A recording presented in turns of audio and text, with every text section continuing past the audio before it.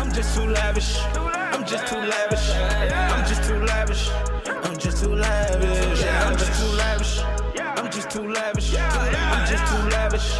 I'm just too lavish. Yeah. Then I hit her with the slammer. Shawty say she like my country grammar. Yeah. Then I pour the lean into the fountain. Welcome to the Young Millionaires. It's your boy H.E.R, and today I am here with the author of this self-help book, H.E.R 20-somethings, Miss Zakiyrah Ficklin. Welcome to the Young Millionaires, Ma. Thank you for having me. All right, for the people who don't know who you are, go ahead and introduce them. Tell them who it is you are and what it is you do.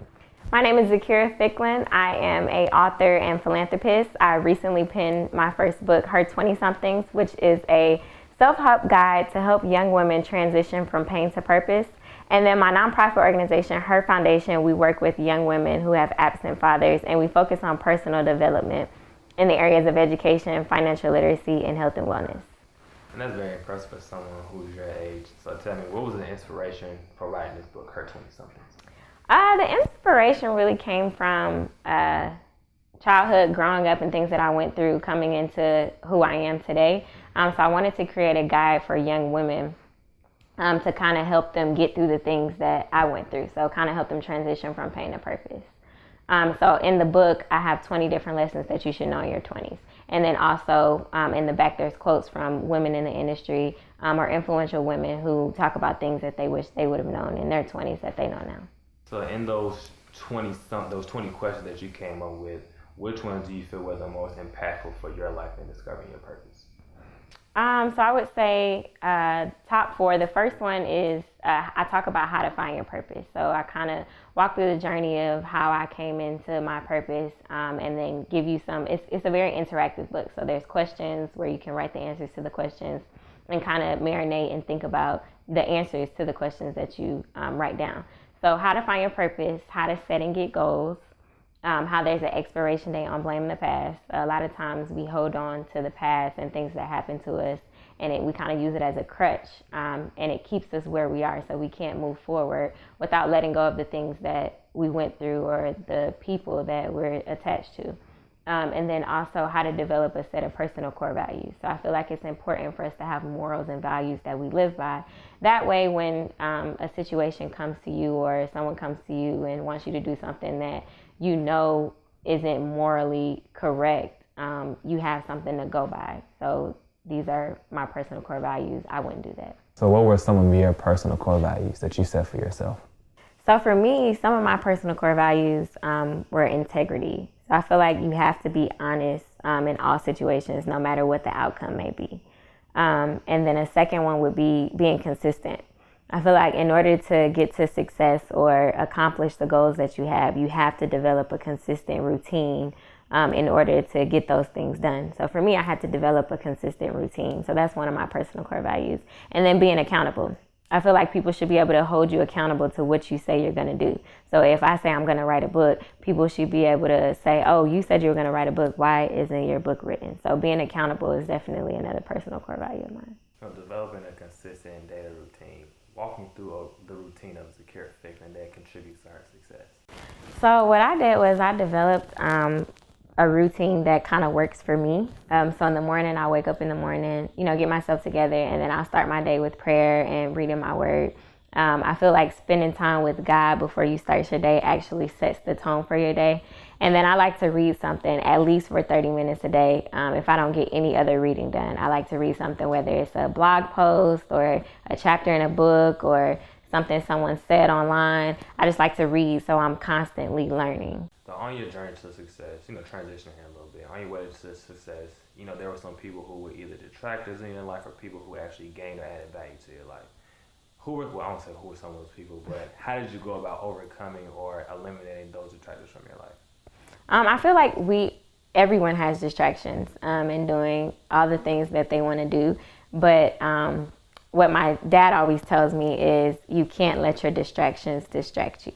So I feel like for me, people are strategically placed in our lives.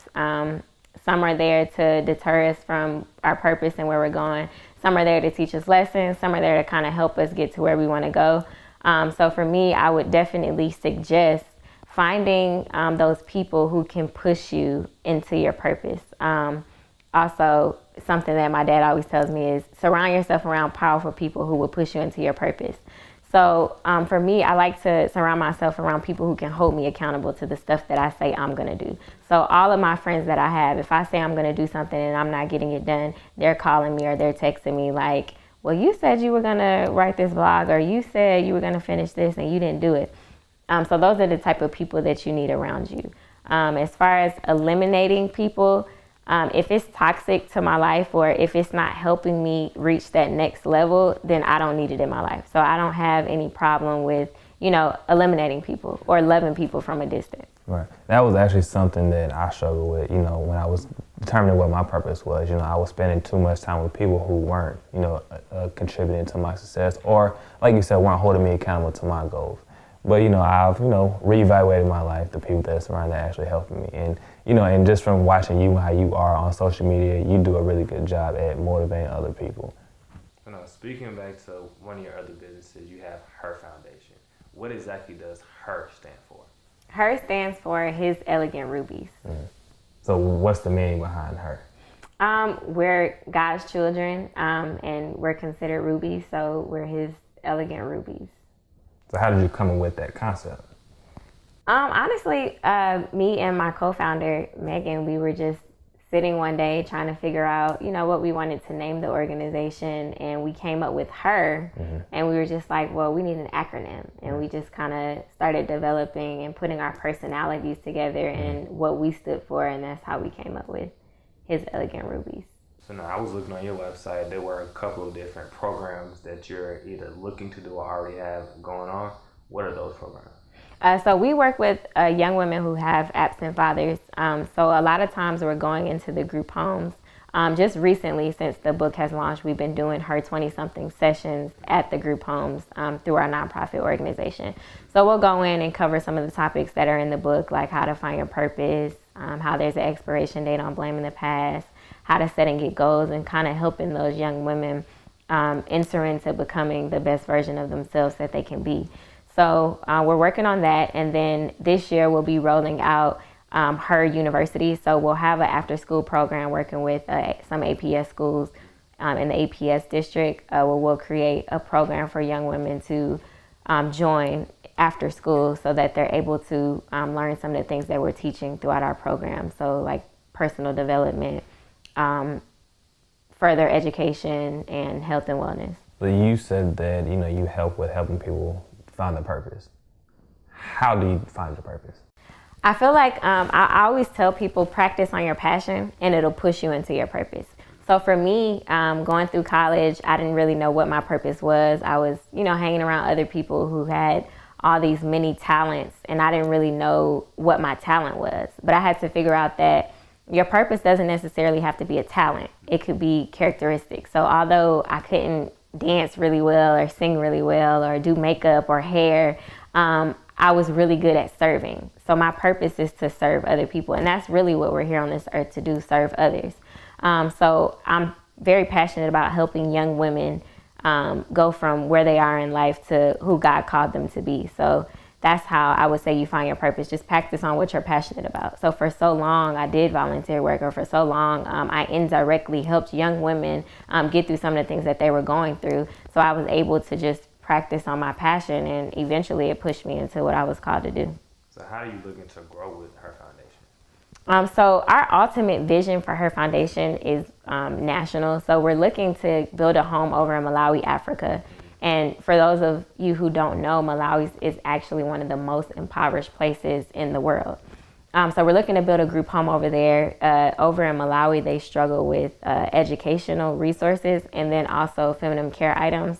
So our goal is to build a group home for about 10 to 15 young women over in Malawi, where they'll have access to an in-home teacher, and then they'll also have a store in there where they can get unlimited feminine care items that they can use. So that's our goal for between 2017 and 2018 to get that home built. So that's our overall vision for H.E.R Foundation. So speaking to the education side, I saw that you go on college tours where you go and you talk to these younger, was it just women or you talk to men and women? Young women. Okay, so how did you get your start going to those college tours? So I actually started at home base. I graduated from Georgia State University with my bachelor's degree. So I started at Georgia State, and then from there I kind of just went into my network of people who I knew who were at universities, and then I went to started to speak at those colleges, and then eventually colleges started reaching out to me to come. So I've basically just been going to different women's organizations and doing her 20-somethings workshops with them. So we'll cover things on like how to find your purpose, how to get through some of the obstacles that young women go through in college, stuff like that. You're doing some amazing things to be so young. So what's next for Zakiyrah, her foundation? Is there going to be a part 2 to her 20-somethings? Part 2, I don't think there'll be a part 2, but I definitely do have another book cooking up where I'll be a co-writer for. So we'll be releasing some of that information soon. But her foundation, we're rolling out our after-school curriculum this year, and then also going over to do our first service trip in Malawi this coming year as well. Okay. So now for the people who want to get in contact with you, what's your social media, website, everything? How can everybody get in contact with you? So my social media is on Instagram. I'm at Zakiyrah, and that's ZAKIYRAH. And my website is www.her20somethings.com. And if you want to get in contact with me, you can follow me on Instagram and Twitter at @BlameItOnShy. Make sure you check out the blog at Young Millionaire'es Mind on Instagram, and don't forget to check out the website www.youngmillionairesmind.com. I'm just too lavish. I'm just too lavish. Yeah, I'm just too lavish. I'm just too lavish.